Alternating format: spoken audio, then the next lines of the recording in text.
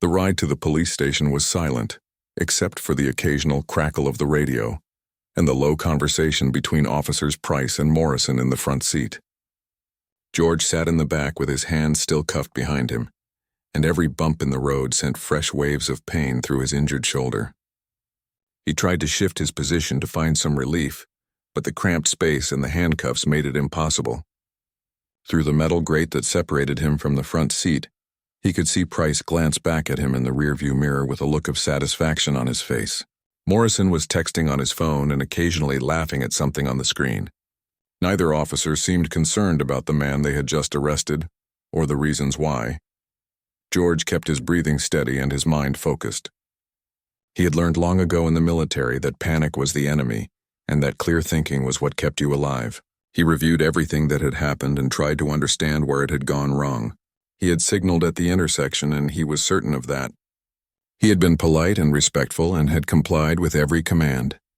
Yet here he was in the back of a police car being taken to jail like a common criminal.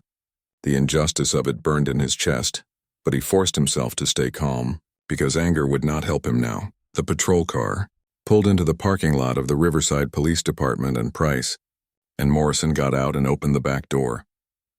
They pulled George out roughly, and Morrison kept a tight grip on his arm as they walked him through a side entrance. Inside the building, the fluorescent lights were harsh and bright, and the smell of stale coffee and cleaning products filled the air. A few officers looked up from their desks as they passed, but most ignored them and went back to their paperwork. George was led to a processing area where a booking officer sat behind a computer. The officer was a woman in her 40s with short, blonde hair and tired eyes, and her name tag read, Sergeant Linda. Hayes. Price pushed George forward and announced that they had an arrest for resisting arrest and disorderly conduct. Sergeant Hayes looked up from her computer, and her eyes swept over George, taking in his age and his worn clothing, and the way he stood with quiet dignity despite the handcuffs. She asked for his identification, and Price handed over George's license. Hayes typed the information into the computer, and her fingers paused when she read something on the screen. She looked at George with a new expression that might have been respect or curiosity, and asked if the Purple Heart license plate frame on his truck was his. George nodded and said yes, it was because he had earned it in Vietnam. Hayes pressed her lips together and looked at Price with a question in her eyes, but she did not say anything. She continued with the booking process and took George's fingerprints and his photograph. George stood still for the camera and looked straight ahead with his chin up, because he would not let them see him broken. When the photo was done, Hayes asked if he had any medical conditions they should know about. George explained that he had a service-connected shoulder injury and that the handcuffs were causing him significant pain. Hayes looked at Price and told him to remove the handcuffs since George was now in custody and clearly not a flight risk. Price hesitated for a moment but then complied, and George felt immediate relief as the pressure on his wrists was released.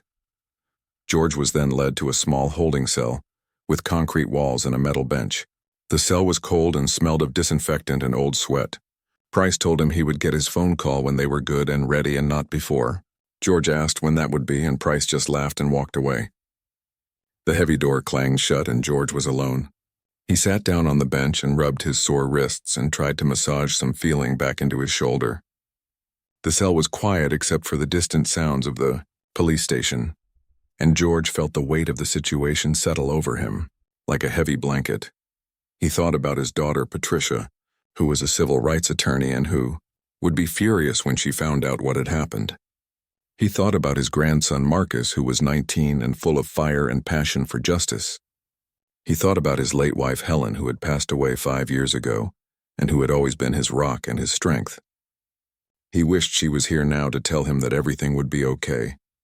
He closed his eyes and let his mind drift back to Vietnam, to the heat and the fear and the brotherhood that came from facing death together. He remembered his squad leader, a man named Vincent, who had saved his life more times than he could count. He remembered the day he got hit by shrapnel and how Vincent had carried him through the jungle to the medic. He remembered the pain and the blood and the certainty that he was going to die. But he had survived, and he had come home, and he had built a life. Time passed slowly in the cell, and George had no way of knowing how long he had been there. His watch had been taken during booking, along with his wallet and his keys. He estimated it had been at least 2 hours, but it felt like much longer. His stomach growled because he had not eaten since lunch and his mouth was dry. He called out asking for water, but no one came. He stood up and paced the small cell to keep his blood flowing and to fight off the stiffness in his joints. His shoulder throbbed with each step, but he ignored it because pain was something he had learned to live with. Finally, he heard footsteps approaching and the sound of keys jingling. The door opened and a young officer with red hair and freckles stood there with a bottle of water. He handed it to George without making eye contact and said that George could make his phone call now.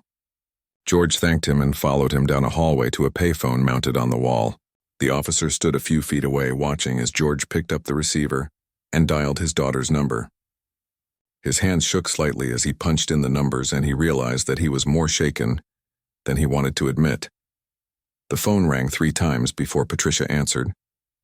Her voice was warm and concerned, and she asked how he was doing. George took a deep breath and told her that he was at the Riverside police station and that he had been arrested. There was a long silence on the other end, and then Patricia's voice came back sharp and clear.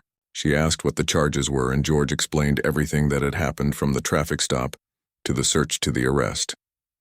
He could hear the anger building in her voice as he spoke, and when he finished, she told him not to say anything to anyone, and that she would be there in 20 minutes. She told him that she loved him and that they would get through this together. George hung up the phone and felt a small measure of relief knowing that help was on the way. The officer led him back to the holding cell, and George sat down on the bench again to wait. He knew that Patricia would move heaven and earth to get him out of here, and that thought gave him strength. He also knew that she would not let this injustice stand, and that there would be consequences for Officers Price and Morrison. He thought about the woman Carmen who had been recording on her phone, and he hoped that the video would show the truth of what had happened. He thought about all the other people who had faced similar situations and who had not been as fortunate as him to have a daughter who was a lawyer. He thought about all the young black men who had been pulled over and harassed and arrested for no reason other than the color of their skin. He thought about his grandson Marcus and the world he would inherit, and he felt a deep sadness mixed with determination. 30 minutes later, George heard raised voices in the hallway outside his cell. He recognized Patricia's voice cutting through the noise like a knife. She was demanding to see her father and threatening legal action if they did not comply immediately. George stood up and moved closer to the door. He heard another voice trying to calm her down and explaining that she could see him in a few minutes. Patricia was having none of it, and she stated very clearly that she was an attorney and that she knew her father's rights, and that every minute he was held unlawfully would be documented and used in court. The door to his cell opened and Patricia swept in, followed by a nervous-looking officer. Patricia was in her mid-40s with her father's strong features and her mother's fierce intelligence. She wore a business suit and carried a leather briefcase, and her eyes blazed with righteous anger. But when she saw George sitting on the bench in that cold cell, her expression softened and she crossed the small space and wrapped her arms around him. George held his daughter and felt tears prick at his eyes, but he blinked them away. Patricia stepped back and looked him over, checking for injuries. She touched his shoulder gently and he winced. She turned to the officer and demanded to know why her father had not received medical attention for his injury. The officer stammered that he did not know anything about an injury, and Patricia's eyes narrowed. She opened her briefcase and pulled out a legal pad and a pen and began taking notes. She asked George to tell her everything in detail, and he did, leaving nothing out. She wrote down every word and every name and every time. When he was finished, she looked at him with pride and sadness mixed together. She told him that she had already called his old Marine buddy Raymond and that Raymond was making some calls of his own. She also told him that her husband Stephen was working on getting him released and that they would have him home soon. George Hamilton gripped the steering wheel of his old pickup truck as he drove through the quiet streets of Riverside.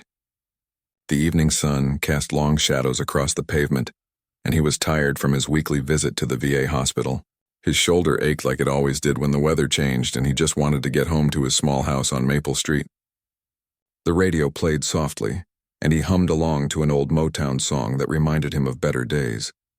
His truck was old but well-maintained, with a faded Semper Fi bumper sticker on the back and a Purple Heart license plate frame that he wore with quiet pride. He had served his country for 6 years in the Marine Corps and done 2 tours in Vietnam, and he carried those memories with him every single day. The intersection ahead had a yellow light, and George slowed. down and flipped his turn signal to go right. He made the turn carefully because his eyes were not what they used to be, and he always drove with extra caution these days. Just as he straightened out on the new street, he saw the flashing lights in his rearview mirror. His heart sank a little, but he took a deep breath and pulled over to the side of the road. He put the truck in park and placed both hands on the steering wheel where they could be seen. His military training had taught him to stay calm in stressful situations, and this was no different. Two officers stepped out of the patrol car, and George watched them approach in his side mirror. The first officer was tall and broad-shouldered with a crew cut and a hard expression on his face. His name tag read Price. The second officer was younger and leaner with nervous energy in his movements, and his name tag said Morrison. Officer Price walked up to the driver's side window with his hand resting on his weapon, and George felt a chill run down his spine. He had been pulled over a few times in his life, and it never felt quite like this. George rolled down his window and gave a polite nod. Officer Price looked down at him with cold eyes and spoke in a sharp tone that left no room for pleasantries. He asked George if he knew why he had been pulled over. George shook his head slowly and explained that he did not know. Price told him that he had failed to signal at the intersection back there. George felt confusion wash over him because he knew he had signaled, and he said so in a respectful voice. He explained that he always used his turn signal because he was a careful driver. Price's expression hardened, and he told George to step out of the vehicle right now. George's hands trembled slightly as he unbuckled his seatbelt. He opened the door and climbed out slowly because his knees were stiff and his shoulder hurt. He stood on the sidewalk and kept his hands visible at his sides. Officer Morrison had moved to the passenger side of the truck and was peering through the window. Price asked George for his license and registration, and George explained that they were in the glove box. Price told him to get them but to move slowly. George reached back into the truck and retrieved his wallet and the registration papers and handed them over with steady hands.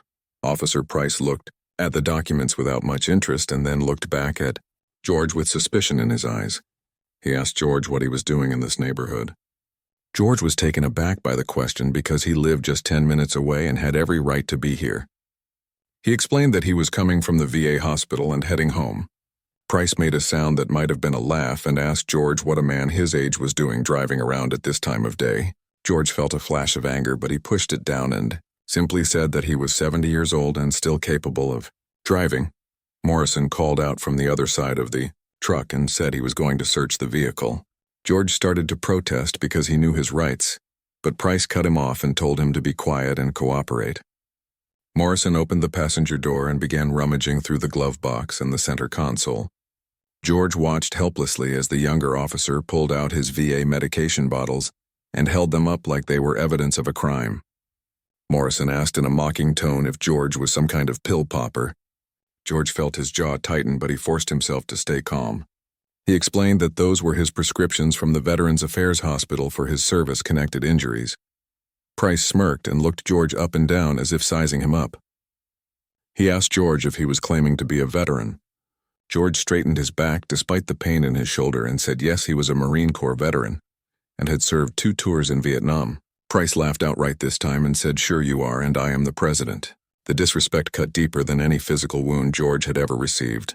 He had bled for this country and lost friends in the jungles of Southeast Asia, and now he was being mocked on a street corner by men who were supposed to serve and protect. Morrison continued searching the truck and tossed items carelessly onto the seat. George's hands clenched into fists at his sides, but he kept them there and did not move.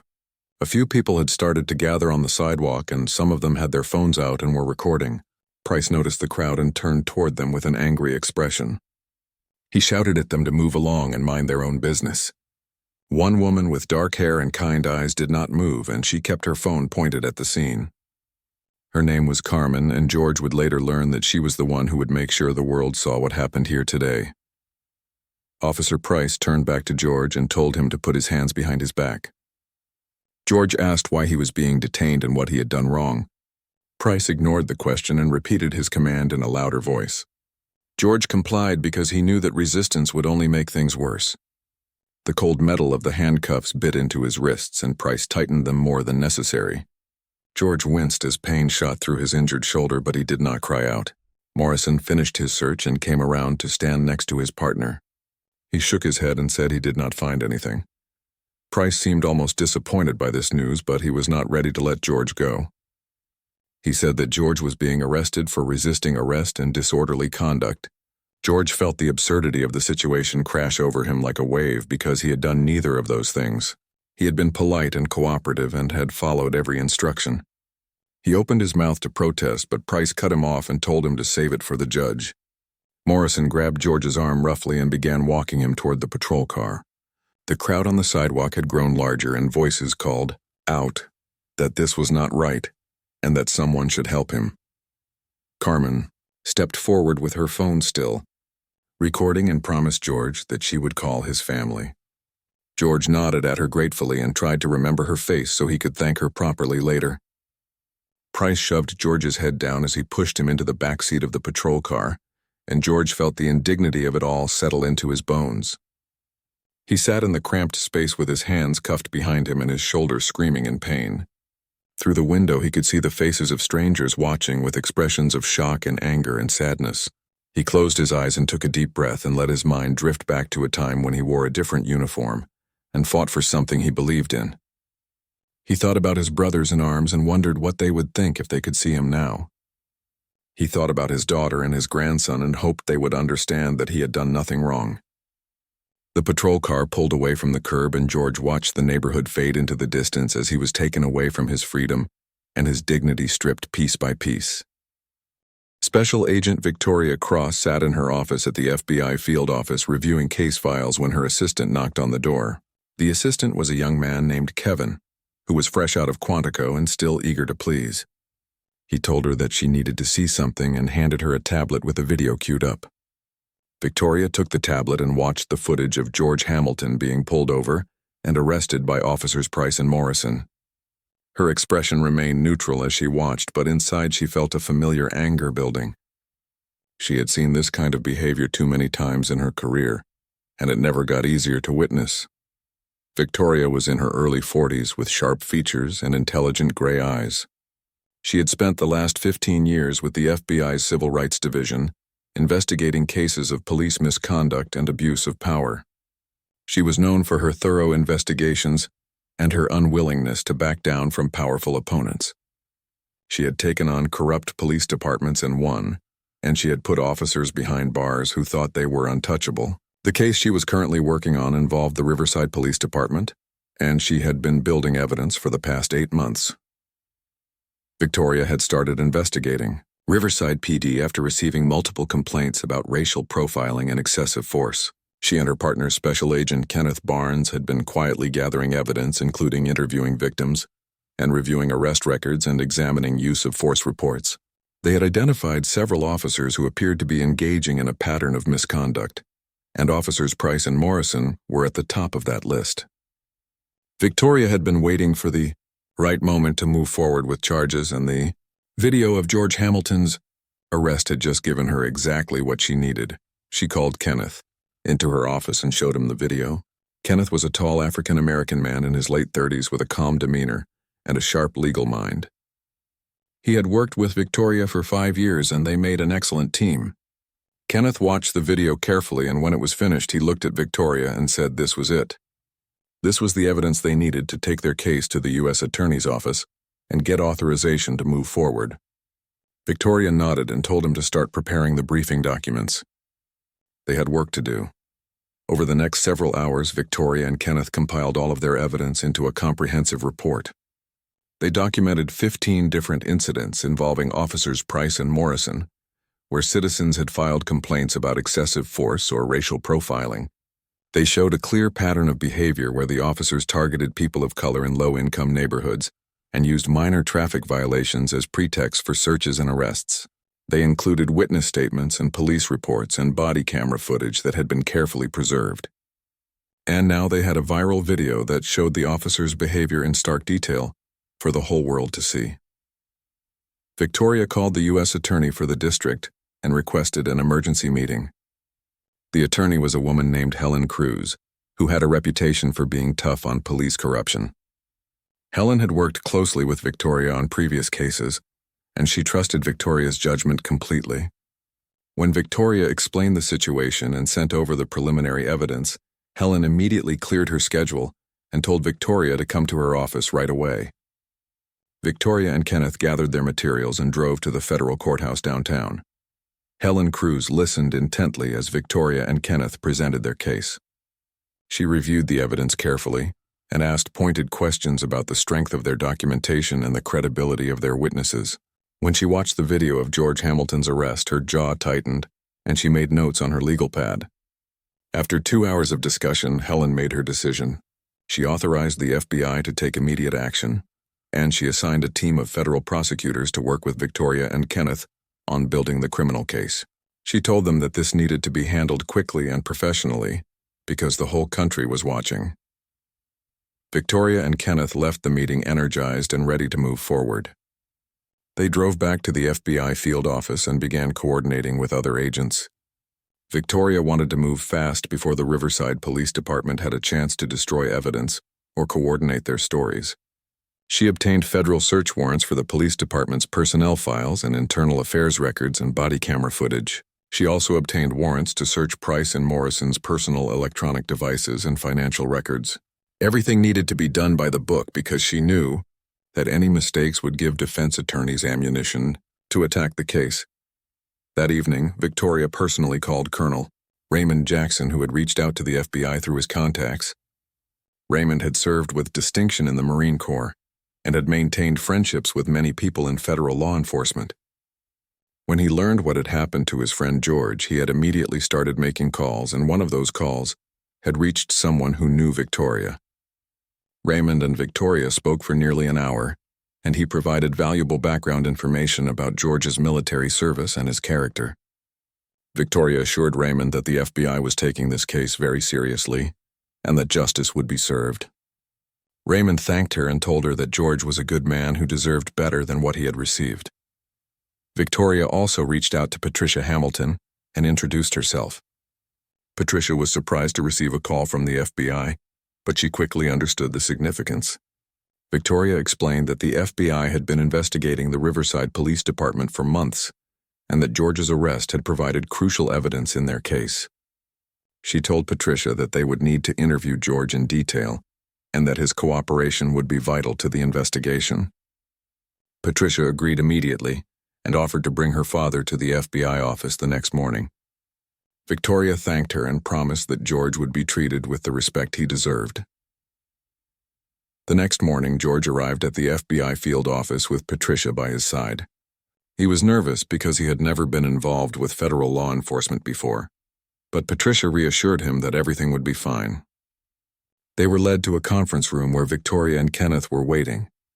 Victoria stood when they entered and extended her hand to George. She addressed him as Sergeant Hamilton and thanked him for his service to the country. George was taken aback by the show of respect, and he shook her hand firmly. Victoria gestured for them to sit and offered them coffee, which they both accepted. The interview lasted nearly 3 hours. Victoria and Kenneth asked George to describe everything that had happened from the moment he was pulled over to the moment he was released from custody. George spoke clearly and calmly and provided detailed answers to every question. He described the officers' behavior and their mocking tone and the way they had searched his truck without permission. He described the pain in his shoulder from the tight handcuffs and the hours he spent in the holding cell without water. He described his feelings of humiliation and anger and helplessness. Patricia took notes throughout and occasionally asked clarifying questions. Victoria listened carefully and made her own notes. She was struck by George's composure and his lack of bitterness. He was not interested in vengeance, but he was determined that his experience should mean something. He told Victoria that he had fought for this country and believed in its promise of justice and equality, and he wanted to make sure that promise was real for everyone. Victoria felt a deep respect for this man, and she silently vowed that she would do everything in her power to ensure that officers Price and Morrison faced the full consequences of their actions. After the interview, Victoria pulled out a file folder and showed George his military records. The FBI had obtained them as part of their investigation, and Victoria had read them thoroughly. She pointed out his commendations and his Purple Heart and his Bronze Star. She told him that he was a hero and that what had happened to him was a disgrace. George felt tears prick at his eyes, but he blinked them away. He thanked Victoria for her kind words and for taking his case seriously. Victoria told him that this was bigger than just his case, and that the FBI was committed to rooting out corruption and abuse in law enforcement wherever it existed. Before they left, Victoria told George and Patricia that things were going to move quickly now. She explained that federal agents would be executing search warrants at the Riverside Police Department and that Officers Price and Morrison would be brought in for questioning. She warned them that the media attention would likely intensify and that they should be prepared for it. Patricia assured her that they were ready and that they would cooperate fully with the investigation. George shook Victoria's hand again and thanked her for believing him. Victoria looked him in the eye and told him that she did not just believe him, but that she had evidence to prove everything he had said was true. As George and Patricia left the FBI building, George felt something shift inside him. For the first time since his arrest, he felt hope that real justice might be possible. He had spent his whole life believing in the system even when the system failed him. Now he was seeing that there were people within that system who truly cared about doing the right thing. While George sat in his holding cell and Patricia worked to secure his release, something else was happening beyond the walls of the police station. Carmen Rodriguez had gone straight home after witnessing George's arrest, and she had immediately uploaded the video she had recorded to every social media platform she could think of. She wrote a detailed caption explaining what she had seen and tagged it with hashtags about police brutality and veterans' rights and racial injustice. She included the location and the time and asked people to share it as widely as possible. Then she sat back and watched as the video began to spread across the internet like wildfire. Within an hour, the video had been shared hundreds of times. Within 2 hours, it had thousands of views. By the time George was making his phone call to Patricia, the video had been viewed by tens of thousands of people, and the number was climbing rapidly. Comments flooded in expressing outrage and disbelief. People were shocked that a 70-year-old veteran could be treated with such disrespect. They were angry about the officers' behavior and the way they had mocked George's service. They demanded accountability and justice. Some people shared their own stories of being mistreated by police, and the comments section became a place where people could voice their frustration and pain. Marcus Hamilton was in his dorm room at college when his phone started blowing up with notifications. His friends were sending him links to a video and asking if the man in it was his grandfather. Marcus opened the link with a sense of dread, and his worst fears were confirmed. There on his screen was his grandfather being handcuffed and arrested while trying to remain calm and dignified. Marcus felt his blood boil as he watched Officers Price and Morrison treat his grandfather like a criminal. He watched as they searched his truck and mocked his medication and laughed at his claim of being a veteran. Marcus had heard stories his whole life about his grandfather's service in Vietnam and the sacrifices he had made. To see him disrespected like this was more than Marcus could bear. Marcus immediately called his mother, but the call went straight to voicemail because Patricia was already at the police station. He left a message telling her that he had seen the video and asking if there was anything he could do. Then he made a decision that would have far-reaching consequences. He shared the video on his own social media accounts and wrote a passionate post about his grandfather. He described George's military service in detail, including his 2 tours in Vietnam and his Purple Heart and Bronze Star. He wrote about how George had always taught him to stand up for what was right and to treat everyone with dignity and respect. He wrote about how his grandfather had served this country with honor and how he deserved better than to be treated like a criminal on a public street. Marcus's post resonated with his generation, and it was shared even more widely than Carmen's original video. Students at his college organized a protest and planned to march to the local police station the next day. Other veterans groups picked up the story and began calling for an investigation into the Riverside Police Department. Civil rights organizations issued statements condemning the officers' actions and demanding accountability. The story began trending on multiple platforms, and news outlets started reaching out to anyone connected to the case. Local television stations sent reporters to the Riverside Police Department looking for comment, but the department refused to make a statement. Inside the police station, Chief Ronald Webb was becoming increasingly aware that something significant was happening. His phone had been ringing nonstop with calls from reporters and concerned citizens and angry veterans groups. His email inbox was flooded with messages demanding answers. He pulled up the video on his computer and watched it with growing alarm. The footage was clear and damning. It showed Officers Price and Morrison treating George with obvious contempt and making a mockery of proper police procedure. Webb could see that this was going to be a major problem for his department, and he needed to get ahead of it quickly. Webb called Price and Morrison into his office and demanded to know what had happened during the traffic stop. Price gave a casual explanation claiming that George had been difficult and uncooperative, and that the arrest had been justified. Morrison nodded along and backed up his partner's story. Webb was not convinced because the video told a very different tale. He told both officers that they were being placed on administrative leave pending an investigation. Price's face darkened and he started to protest, but Webb cut him off. He explained that the video had gone viral and that the department was under intense scrutiny. He said that they needed to take this seriously and that they should both get lawyers. Price and Morrison left Webb's office angry and defensive. They felt that they had done nothing wrong and that they were being thrown under the bus to satisfy public opinion. They did not understand the magnitude of what they had set in motion or the consequences that would follow.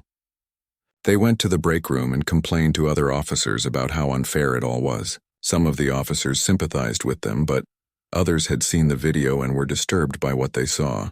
A few of the more experienced officers knew that this kind of behavior reflected badly on all of them, and they quietly distanced themselves from Price and Morrison. Meanwhile, Patricia had managed to get George released on his own recognizance. The charges had not been dropped, but the prosecutor agreed that George was not a flight risk and that he could go home pending his court date. Patricia signed the paperwork and led her father out of the police station. George walked out into the cool evening air and took a deep breath of freedom. Stephen was waiting for them in the parking lot, and he embraced George with tears in his eyes. Stephen was a gentle man who taught history at the local high school, and he had always admired George's strength and dignity. Seeing him treated this way had shaken Stephen to his core. They drove George back to his house, and Patricia insisted on staying with him for the night. She was worried about how this experience had affected him, and she wanted to make sure he was okay. George assured her that he was fine, but she could see the weariness in his eyes. They sat in his small living room, and Patricia made him tea, and they talked about what would happen next. George was not interested in revenge, but he wanted to make sure that what happened to him did not happen to anyone else. Patricia promised him that they would fight this and that justice would be served. While they talked, George's phone began ringing with calls from reporters and friends and fellow veterans who had seen the video. Patricia answered most of them and took messages and declined interview requests. She wanted to protect her father from the media circus that was building around the story, but she also knew that the public attention could work in their favor and that it would put pressure on the authorities to take the case seriously. She decided to issue a brief statement through her law firm confirming that George had been arrested and that they were exploring all legal options. Colonel Raymond Jackson called that evening and spoke with George for nearly an hour. Raymond and George had served together in Vietnam and had remained close friends ever since. Raymond was now retired, but he still had connections throughout the military and law enforcement communities. He was furious about what had happened to his friend, and he was determined to help in any way he could. Raymond told George that he had made some calls to people he knew and that things were going to happen quickly. He was deliberately vague about the details, but George trusted him completely. Raymond had always been a man of action, and if he said he was going to handle something, then it would be handled. That night, George lay in his own bed and stared at the ceiling, unable to sleep. His shoulder ached, and his mind raced with thoughts of the day's events. He thought about the look on Officer Price's face when he had mocked George's military service. He thought about the cold metal of the handcuffs and the humiliation of being searched on the street. He thought about the holding cell and the hours of waiting and wondering what would happen next. But he also thought about Carmen and her phone and her promise to help. He thought about Patricia and her fierce determination to fight for him. He thought about Marcus and his passionate defense on social media. He thought about Raymond and the mysterious calls he had made. George realized that he was not alone in this fight, and that thought gave him comfort. He finally drifted off to sleep with the knowledge that tomorrow would bring new challenges, but also new hope. Across town, Officers Price and Morrison were having very different thoughts. They were angry and resentful and convinced that they were the victims of an unfair system. They met at a bar and drank beer and complained about how they were being persecuted for doing their jobs. They did not watch the video that had gone viral, and they did not read the thousands of comments calling for their badges. They lived in a bubble of their own making where they were always right and everyone else was wrong. They had no idea that their lives were about to change in ways they could not imagine, and that forces far more powerful than the Riverside Police Department were already taking an interest in their case. The weeks following the FBI raid were intense and exhausting for everyone involved. Special Agent Victoria Cross and her team worked around the clock reviewing the evidence they had seized from the Riverside Police Department. They had thousands of pages of documents and hundreds of hours of body camera footage and dozens of complaint files to examine.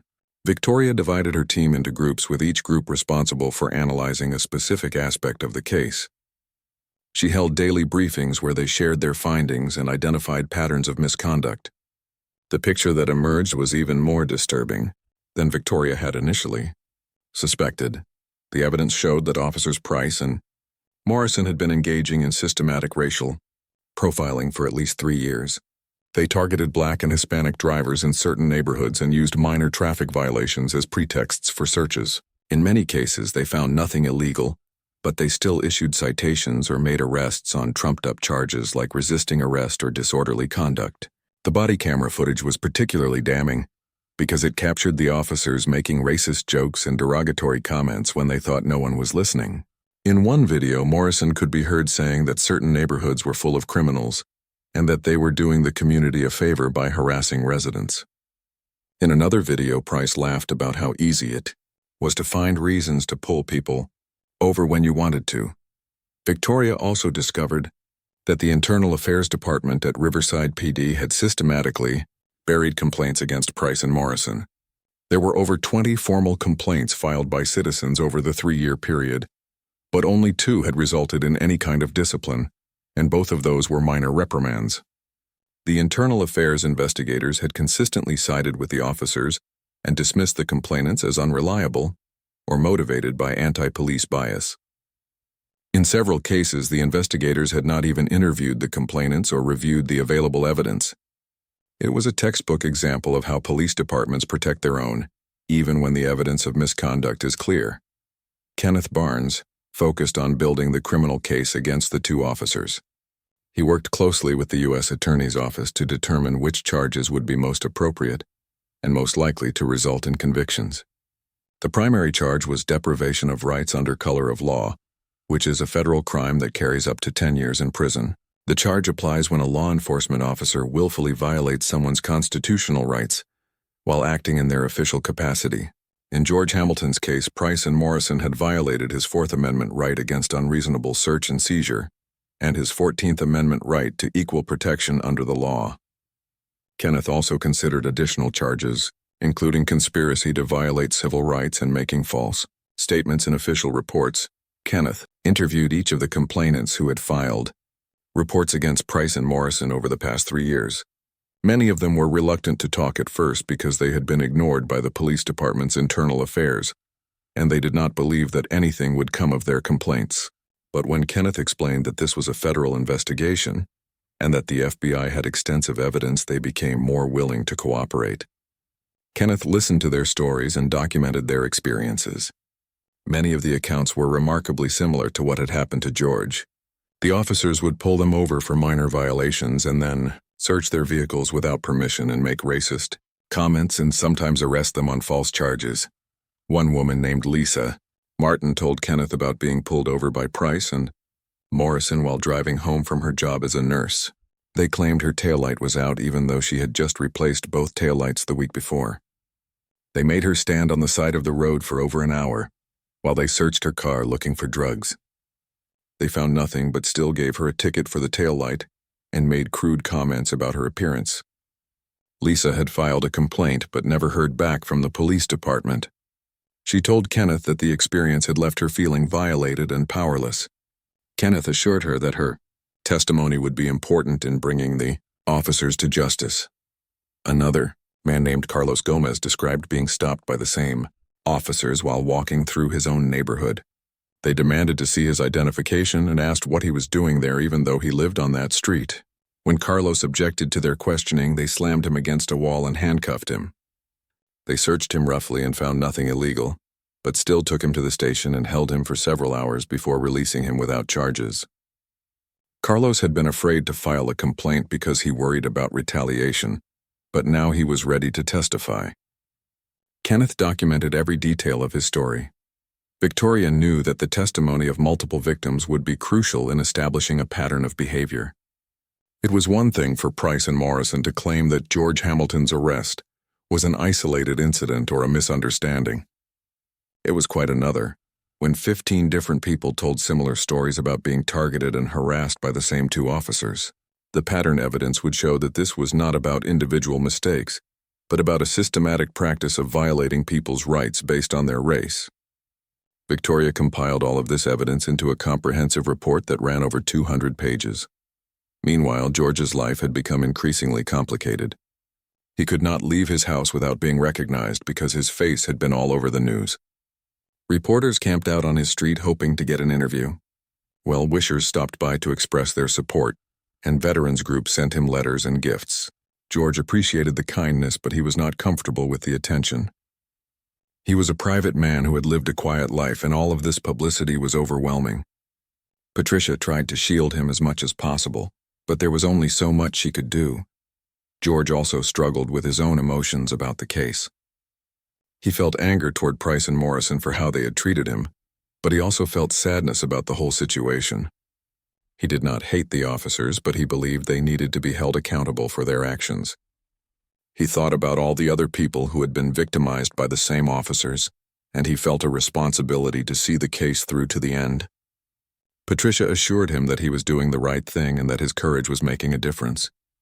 Marcus visited whenever he could, and he told his grandfather that he was a hero. George did not feel like a hero, but he accepted the role he had been given. Colonel Raymond Jackson stayed in close contact with George throughout the investigation. Raymond had connections throughout the military and law enforcement communities, and he used those connections to support George in every way possible. He reached out to veterans organizations and encouraged them to rally behind George. He wrote letters to newspaper editors arguing that the treatment of veterans by police should be a national priority.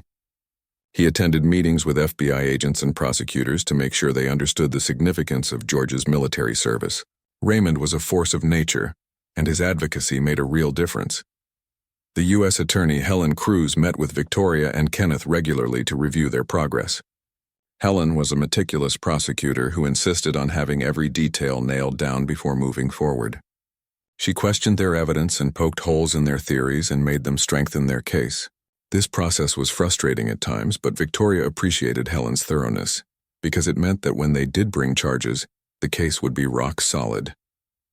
Helen was particularly interested in the pattern evidence, and she spent hours reviewing the testimony of the various complainants. She wanted to be sure that each witness was credible and that their stories would hold up under cross-examination. After 6 weeks of intensive investigation, Victoria and Kenneth presented their final report to Helen Cruz.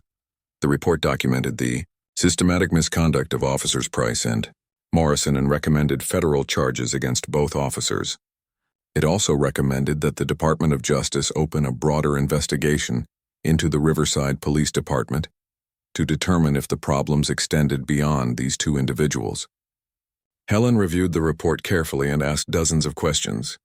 She challenged their conclusions and tested their evidence. Finally, she looked at Victoria and Kenneth and told them they had done excellent work. She said she was ready to move forward with charges. Helen scheduled a meeting with Price and Morrison's attorneys to give them an opportunity to review the evidence and consider a plea deal. This was standard procedure in federal cases, and it often led to guilty pleas that saved the time and expense of a trial. The attorneys were shocked when they saw the extent of the evidence against their clients. The body camera footage and the pattern testimony in the internal affairs records painted a picture of systematic abuse that would be nearly impossible to defend in court. The attorneys asked for time to consult with their clients, and Helen agreed to give them 1 week to respond. During that week, George received a call from Victoria Cross. She told him that the case was moving forward and that charges would likely be filed soon. She explained that Price and Morrison had been given the opportunity to plead guilty and avoid a trial. The attorneys for officers Price and Morrison returned to the U.S. Attorney's office exactly 1 week after receiving the evidence package. They looked tired and defeated as they sat across the conference table from Helen Cruz and her team. The lead attorney for Price was a man named Gordon Lee, who had a reputation as a tough defender of police officers. The attorney for Morrison was a woman named Susan Wright, who specialized in federal criminal defense. Both lawyers knew that their clients were in serious trouble and that the evidence against them was overwhelming. Gordon spoke first and asked what kind of deal the government was willing to offer. Helen laid out the terms clearly and without emotion. If Price and Morrison agreed to plead guilty to deprivation of rights under color of law, the government would recommend a sentence at the lower end of the federal sentencing guidelines, which would likely be around 3 to 5 years in prison. They would also be required to permanently surrender their law enforcement certifications and would be barred from ever working in law enforcement again. In addition, they would have to cooperate fully with the ongoing investigation into the Riverside Police Department and testify against other officers if necessary. If they chose to go to trial and were convicted, the government would seek the maximum sentence of 10 years and would pursue additional charges that could add more time. The attorneys asked for a private moment to call their clients, and Helen granted the request. Price and Morrison had been out on bail since their initial arrest and were staying in their homes while the legal process played out. Both men had been living in a state of constant anxiety, watching their reputations crumble and their futures disappear. When their attorneys called and explained the plea offer, both officers knew they had no real choice. The evidence was too strong, and the risk of going to trial was too great. Morrison agreed to the deal immediately because he was terrified of spending a decade in federal prison. Price held out longer because his pride made it hard for him to admit defeat, but eventually he too agreed to plead guilty. The attorneys returned to the conference room and informed Helen that their clients would accept the plea deal. Helen nodded and said she would prepare the necessary paperwork. She scheduled a plea hearing for 2 weeks later in federal court. The news of the plea deal leaked to the media within hours, and it dominated the news cycle. Legal experts appeared on television to discuss the case, and most agreed that the plea deal was reasonable, given the strength of the evidence. Civil rights advocates praised the outcome as a victory for accountability, while some police unions criticized the federal government for what they claimed was overreach. The debate raged on social media and in newspaper editorials across the country. George learned about the plea deal from Patricia, who called him as soon as she heard the news. He felt a complex mix of emotions as he processed what this meant. Part of him was relieved that he would not have to testify in a trial and relive the trauma of his arrest. Another part of him wished that Price and Morrison would face the maximum consequences for their actions. But mostly he felt a quiet satisfaction that justice was being served, and that the officers would face real punishment for what they had done. Patricia told him that the plea hearing would be open to the public and asked if he wanted to attend. George thought about it for a long moment and then said, yes, he wanted to be there to look those officers in the eye one more time. The day of the plea hearing arrived on a cold morning in late autumn. The federal courthouse was packed with people, including reporters and civil rights advocates and victims of Price and Morrison's misconduct and curious members of the public. George arrived with Patricia and Marcus and Colonel Raymond Jackson, who had flown in to support his friend. They made their way through the crowd and took seats in the front row of the courtroom. George wore his Marine Corps dress uniform, which he had kept carefully preserved for special occasions. The uniform still fit, though it was a bit tighter than it had been 50 years ago. Raymond also wore his uniform, and the two old Marines sat side by side with their backs straight and their heads held high.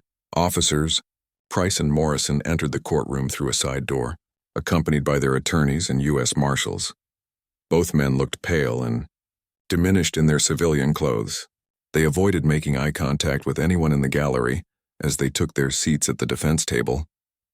The judge entered and everyone stood. Judge Elizabeth Norton was a no-nonsense jurist with 20 years on the federal bench and a reputation for fairness. She took her seat and called the court to order. The clerk read the case number and the charges, and Judge Norton asked the defendants to rise. Gordon Lee stood with Officer Price and confirmed that his client wished to enter a guilty plea.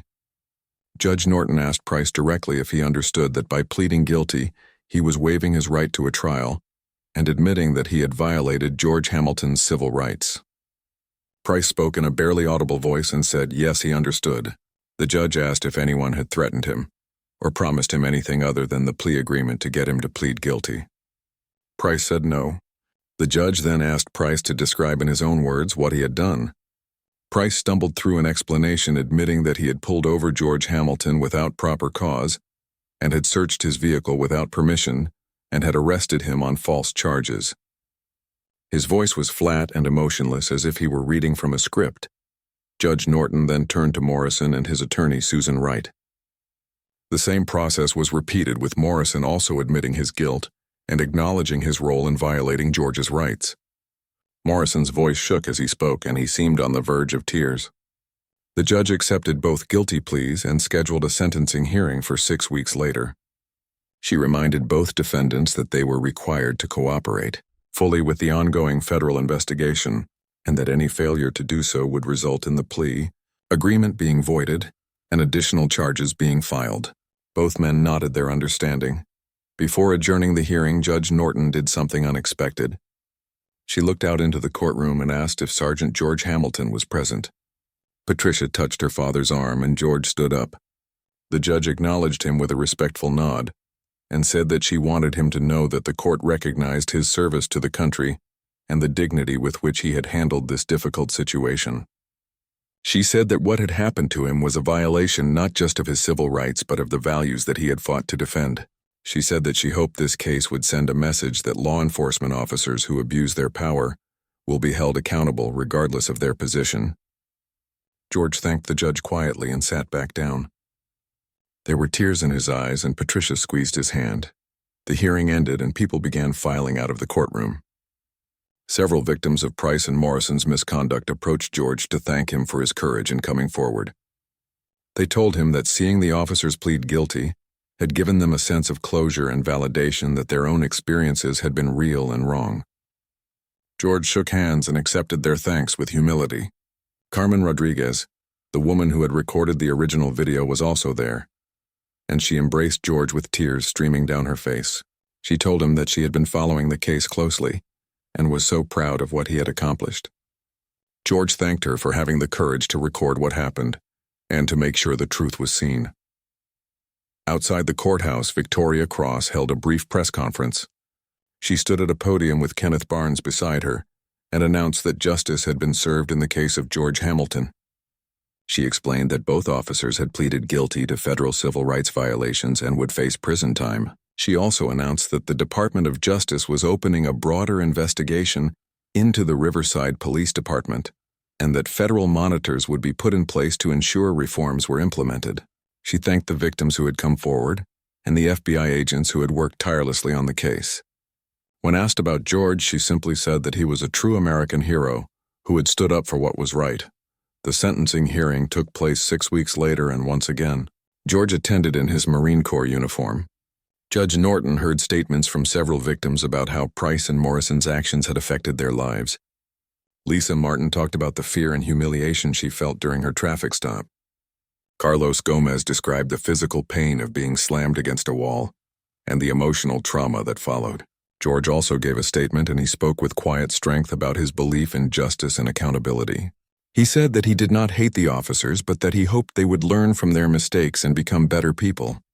He said that he had fought for a country where everyone was supposed to be treated equally under the law, and that he still believed in that ideal.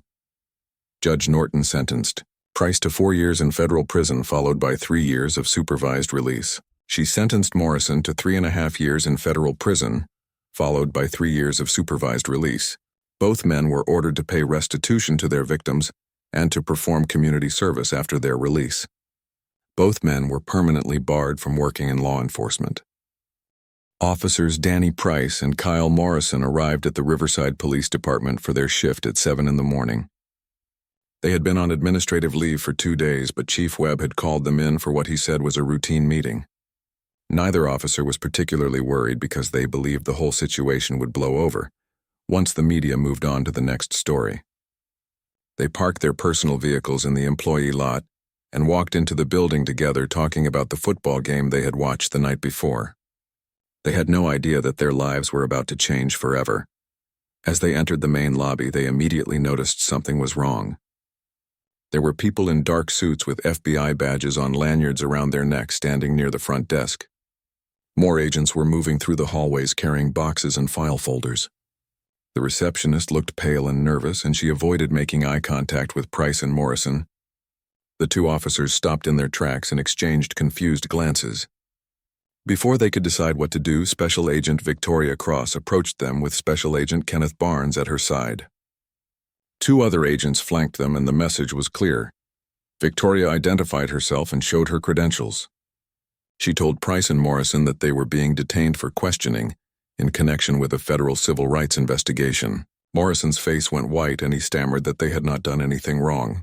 Price tried to maintain his composure, but Victoria could see the fear in his eyes. She informed them that they had the right to remain silent and the right to an attorney, and that anything they said could be used against them in court. She asked if they understood their rights, and both men nodded numbly. Kenneth gestured toward the conference room and told them to follow him. The two officers had no choice but to comply. In the conference room, Victoria and Kenneth separated the two officers into different rooms. Victoria took Price while Kenneth took Morrison. This was standard procedure, because it prevented the suspects from coordinating their stories. Victoria sat across from Price at a metal table and placed a folder in front of her. She opened it slowly and pulled out several documents, including the viral video of George Hamilton's arrest printed in still frames. Price stared at the images and shifted uncomfortably in his chair. Victoria began asking questions in a calm and measured tone. She asked Price to describe what happened during the traffic stop and why he decided to arrest George Hamilton. Price gave the same explanation he had given to Chief Webb, claiming that George had been uncooperative and that the arrest was justified. Victoria listened without interrupting and made notes. When Price finished, she slid one of the still frames across the table. It showed Price laughing while Morrison searched George's truck. Victoria asked Price what was so funny about searching an elderly veteran's vehicle. Price said he did not remember laughing, and that the image was taken out of context. Victoria then played the video with sound, and Price's mocking voice filled the room. The evidence was undeniable. Victoria then pulled out another document from the folder. It was a complaint filed by a young black man named Andrew Carter, who had been pulled over by Price and Morrison 6 months earlier. Andrew had claimed that the officers searched his car without permission and made racist comments. The complaint had been filed with the Internal Affairs Department, but nothing had come of it. Victoria showed Price several more complaints, all following a similar pattern. Price's face grew red, and he insisted that these people were lying and that they were just trying to get money from the city. Victoria asked why so many different people would tell similar stories if they were all lying. Price had no good answer. Meanwhile, in the other room, Kenneth was having a similar conversation with Morrison. Morrison was younger and less experienced than Price, and he cracked more easily under pressure. Kenneth showed him the evidence and walked him through each complaint methodically. Morrison tried to blame everything on Price, claiming that he was just following his partner's lead. Kenneth pointed out that Morrison had participated fully in the searches and the arrests, and that following orders was not a defense when those orders violated someone's civil rights. Morrison's hands trembled as he realized the severity of the situation. Kenneth asked if Morrison wanted to cooperate with the investigation, and Morrison said he needed to talk to a lawyer. First, while the interviews were taking place, other FBI agents were executing search warrants throughout the police department. They seized personnel files and internal affairs records and years of body camera footage. They took computers and hard drives and backed up email servers. They interviewed other officers and staff members, asking about the culture of the department and whether they had witnessed misconduct. Some officers were cooperative and others were defensive, but everyone understood that this was serious. The FBI had descended on their department with the full force of federal authority, and nothing would be the same after today. Chief Ronald Webb sat in his office watching the chaos unfold and feeling his career crumble around him. He had known that his department had problems, but he had always chosen to handle things quietly to avoid bad publicity. He had ignored complaints and covered for officers who should have been fired. He had prioritized loyalty over accountability, and now he was paying the price. An FBI agent knocked on his door and informed him that he was also being investigated for obstruction of justice and failure to properly investigate civil rights complaints. Webb felt sick to his stomach. By noon, the story had broken in the media. News helicopters circled overhead, and reporters crowded the street outside the police department. Camera crews filmed the FBI agents carrying boxes of evidence out of the building. The image was powerful, and it sent a message that no one was above the law. Local news stations broke into regular programming to cover the story, and national outlets picked it up within hours. The footage of George Hamilton's arrest was played again and again, alongside images of the FBI raid. Commentators debated the case and legal experts weighed in on the potential charges that Price and Morrison might face. George watched the news coverage from his living room with Patricia and Marcus beside him. Marcus had driven home from college as soon as he heard that the FBI was involved. He sat next to his grandfather with his arm around the older man's shoulders. George felt a strange mix of emotions as he watched the officers who had humiliated him being led out of the police station by federal agents. He did not feel joy or satisfaction, but rather a deep sadness that it had come to this. He wished that the officers had simply treated him with basic human decency, and that none of this had been necessary. But since they had chosen otherwise, he was glad that they would face consequences. Patricia received multiple calls from reporters requesting interviews with George, but she declined them all. She wanted to protect her father from the media circus, and she also did not want to say anything that might compromise the federal investigation. She did issue a brief statement through her law firm expressing the family's gratitude to the FBI for taking the case seriously, and their hope that justice would be served. The statement was careful and measured, and it struck the right tone. It acknowledged the pain that George had suffered while also expressing faith in the legal system. That evening, Special Agent Victoria Cross held a press conference outside the FBI field office.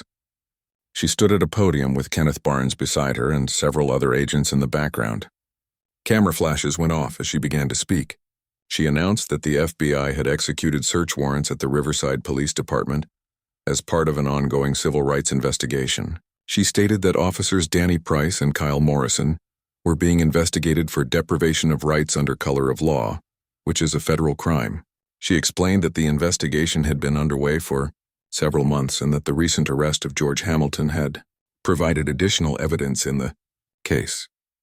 Victoria was careful not to discuss specific details of the investigation because the case was still active, but she made it clear that the FBI took civil rights violations very seriously and that law enforcement officers who abused their power would be held accountable. She emphasized that the vast majority of police officers served with honor and integrity, but that those who did not would face the full consequences of the law. When reporters asked about George Hamilton, Victoria simply said that he was a decorated veteran who deserved to be treated with dignity and respect, and that the FBI was committed to ensuring that justice was done in his case. The press conference was broadcast live, and it was watched by millions of people across the country. The image of an FBI agent standing up for a wronged veteran resonated deeply with the public. Social media exploded with comments praising the FBI for taking action and demanding that Price and Morrison be prosecuted to the fullest extent of the law. Veterans groups issued statements supporting George and calling for reforms in how police interact with former service members. Civil rights organizations pointed to the case as an example of why federal oversight of local police departments was necessary. Back at the police department, the mood was somber. Officers who had worked with Price and Morrison were questioning whether they had missed signs of the misconduct. 3 months after the sentencing, George Hamilton sat in a quiet auditorium at the state university where his grandson Marcus was a student. He had been invited to speak to a class of criminal justice students about his experience and what it meant for the future of policing in America. George was nervous because he had never been much of a public speaker, but Patricia had encouraged him to accept the invitation. She believed that his story could teach important lessons to the next generation of law enforcement officers. Marcus sat in the front row beaming with pride as his grandfather walked to the podium. George looked out at the sea of young faces and took a deep breath. He began by telling them about his life, starting with his childhood in a small town in Georgia and his decision to join the Marine Corps at 18. He talked about Vietnam and the friends he had lost and the lessons he had learned about courage and sacrifice and duty. He explained that when he came home from the war, he believed he had earned the right to be treated with dignity and respect in the country he had fought for. He described his career as a postal worker and his marriage to Helen and the family they had built together. He painted a picture of an ordinary life lived with honor and integrity. Then George told them about the night he was pulled over by officers Price and Morrison. He described every detail from the initial traffic stop to the mocking comments to the rough arrest to the hours in the holding cell. He did not spare them the emotional impact of the experience, and he spoke honestly about feeling humiliated and powerless. He told them about watching those officers treat him as less than human, simply because of the color of his skin. He explained that what hurt most was not the physical discomfort, but the disrespect shown to his service and his dignity as a human being. The classroom was completely silent as the students listened. George then talked about what happened after his arrest and how the video went viral and how the FBI got involved. He spoke with admiration about Special Agent Victoria Cross and her team, and their commitment to finding the truth and seeking justice. He explained that the federal investigation had revealed a pattern of misconduct that went far beyond his own case. He told the students that Price and Morrison were now in federal prison, and that the Riverside Police Department was undergoing major reforms under federal oversight. He said that while he took no pleasure in seeing anyone go to prison, he believed that accountability was essential for maintaining public trust in law enforcement. But George also wanted to talk about hope and the possibility of change. He told the students that the vast majority of police officers were good people who wanted to serve their communities with honor. He said that the problem was not individual officers, but systems that allowed misconduct to go unchecked. He talked about the importance of proper training and community oversight and accountability mechanisms. He urged the students who were planning careers in law enforcement to be the kind of officers who would stand up against injustice, even when it was difficult. He told them that true strength was not about power over others, but about using power responsibly to protect and serve. When George finished speaking, the students gave him a standing ovation that lasted several minutes. Many of them had tears in their eyes. The professor who had invited George to speak thanked him for his courage and his wisdom. Then the floor was opened for questions. A young woman in the back raised her hand and asked George how he had managed to stay calm during his arrest, when he must have been terrified and angry.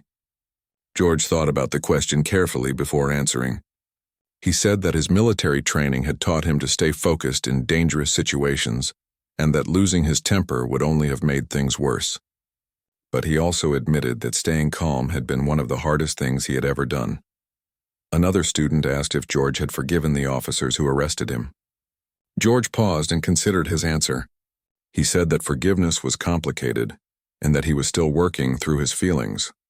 He did not hate Price and Morrison, but he also could not forget what they had done to him and to others. He said that forgiveness did not mean excusing their behavior, but rather choosing not to let anger consume him. He said that he hoped the officers would use their time in prison to reflect on their actions and to become better people. He said that he believed in redemption, but that redemption required genuine remorse and a commitment to change. A young man asked what advice George would give to other people who experienced police misconduct. George told him to document everything and to report it through proper channels, even if it seemed like nothing would come of it. He said to reach out to civil rights organizations and attorneys who specialized in these cases. He emphasized the importance of community support and having people who believed in you and would stand with you. He also said that social media and video evidence had been crucial in his case, and that people should not be afraid to record police interactions when they felt something was wrong. He reminded them that standing up for your rights was not disrespecting police, but rather holding them to the standards they had sworn to uphold. After the talk, George stayed for over an hour speaking, individually with students who wanted to share their own stories or ask more questions. Several students told him about their own experiences with racial profiling or excessive force. Others thanked him for inspiring them to pursue careers in criminal justice reform. Marcus stood off to the side watching his grandfather with deep admiration. He had always known that his grandfather was special, but seeing him speak with such wisdom and grace to these young people made Marcus even more proud.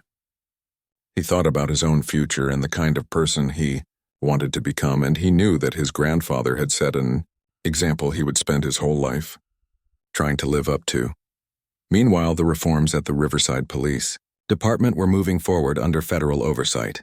A new chief had been appointed, and she was a woman named Sharon Fields who had a strong record on community policing and accountability. Chief Fields implemented mandatory body cameras for all officers and created a civilian review board to investigate complaints. She instituted new training programs focused on de-escalation and implicit bias. She fired several officers who had been involved in misconduct, and she made it clear that the old culture of protecting bad officers was over. The changes were not easy, and there was resistance from some quarters, but Chief Fields was determined to rebuild trust between the police and the community. The Department of Justice. Investigation into the Riverside Police Department resulted in a consent decree that mandated sweeping reforms. The decree required regular audits of police practices and data collection on traffic stops and use of force incidents. It established early warning systems to identify officers who might be engaging in problematic behavior. It required community input in policy decisions and created mechanisms for accountability. The consent decree would remain in place for at least 5 years and potentially longer if the department failed to meet its benchmarks. Civil rights advocates hailed it as a model for how federal oversight could drive meaningful change. George also received a settlement from the city of Riverside for the civil rights violations he had suffered. The settlement was substantial, running into 6 figures, but George had no interest in keeping the money for himself. He had lived modestly his whole life, and he did not need wealth in his old age. Instead, he donated the entire settlement to organizations working on veterans' rights and police reform. He split the money between a Veterans Legal Aid Society that helped former service members navigate the justice system and a civil rights organization that trained communities on how to hold police accountable. The donations were made anonymously at first, but the story eventually leaked, and George's generosity became yet another chapter in his remarkable story. Marcus Hamilton had been deeply affected by everything his grandfather had gone through. He had watched the injustice unfold and the fight for accountability and the ultimate victory of truth over power. The experience had changed the direction of his life. Marcus had been studying business in college with vague plans to work in the corporate world. But after seeing his grandfather's courage and learning about the work of people like Patricia and Victoria Cross, he decided to change his major to pre-law. He wanted to become a civil rights attorney like his mother, and to fight for people who could not fight for themselves. When he told his grandfather about his decision, George embraced him with tears in his eyes and told him how proud he was. George's story also became part of training materials for police departments across the country. The FBI used the case as an example in their civil rights training programs to show officers what not to do and what the consequences were for violating people's rights. Police academies showed the video of George's arrest and discussed what the officers should have done differently. The case sparked conversations about how to better train officers to recognize their own biases and to treat everyone with dignity, regardless of their race or background. While progress was slow, the case had undeniably moved the needle on police reform and accountability.